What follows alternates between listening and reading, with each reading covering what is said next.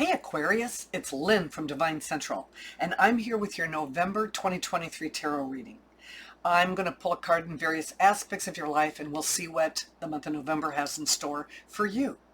In the meantime, I have to tell you something. We've been, traveling for 15 months if you've been following along with us, and we finally decided to stake some roots in the McAllen, Brownsville, Texas area, and we just bought a house on Aquarius Street. Can you believe that? I've been wanting to tell you this now for a whole week.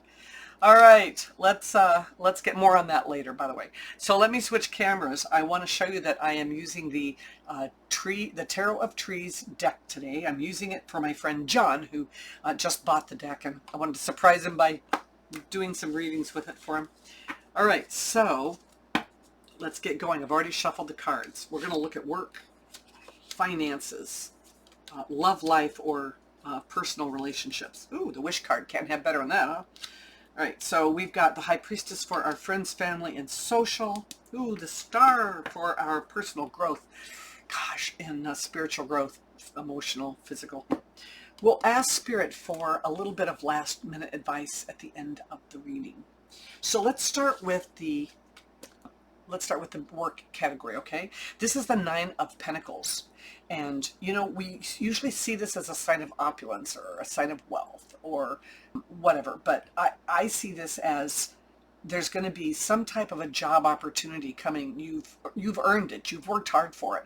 And something is coming your way. But, they don't always come without strings attached, right? So you need to make sure that you really take a good hard look and use the intelligence that's gotten you where you are already today, and make sure that it's a right fit for you. But I do see something more coming for you, and I think that that's just going to open up maybe some new avenues for you, and I think that might be really terrific. Might be a really great way to get your I's dotted and your T's crossed and have a great start for the next year.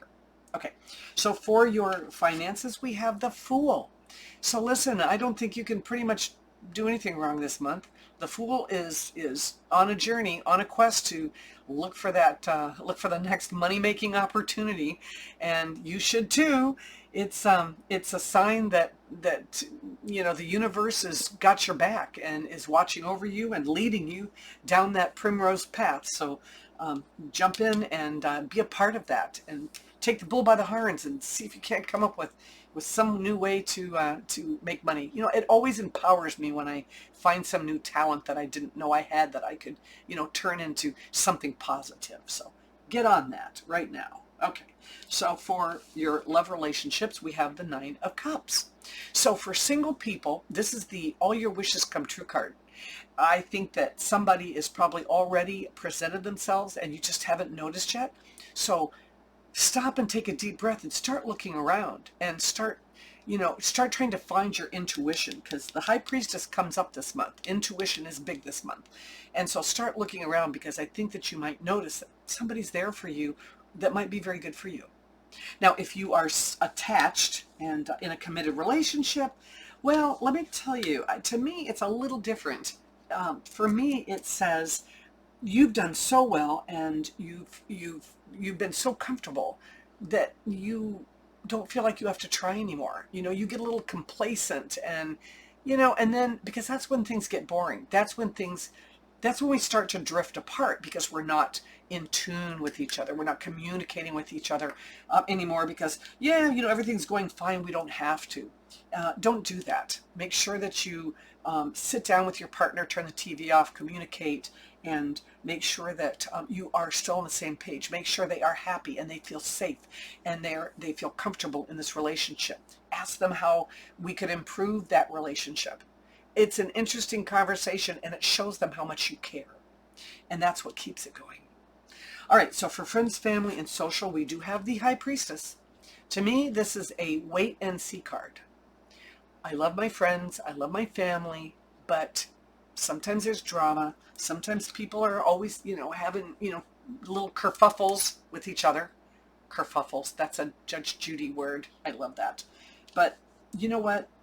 It doesn't mean that we have to get involved. It doesn't mean we have to jump into the fray for their stuff.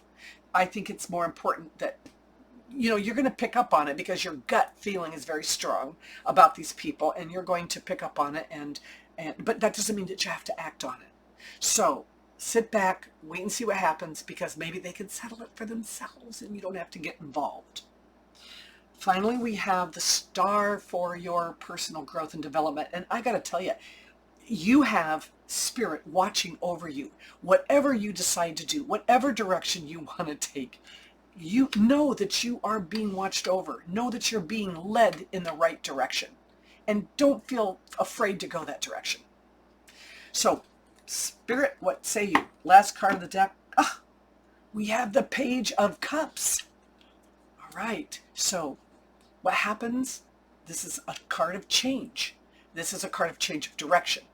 And I'll tell you, when you are open to change, it becomes a catalyst and things just come to you.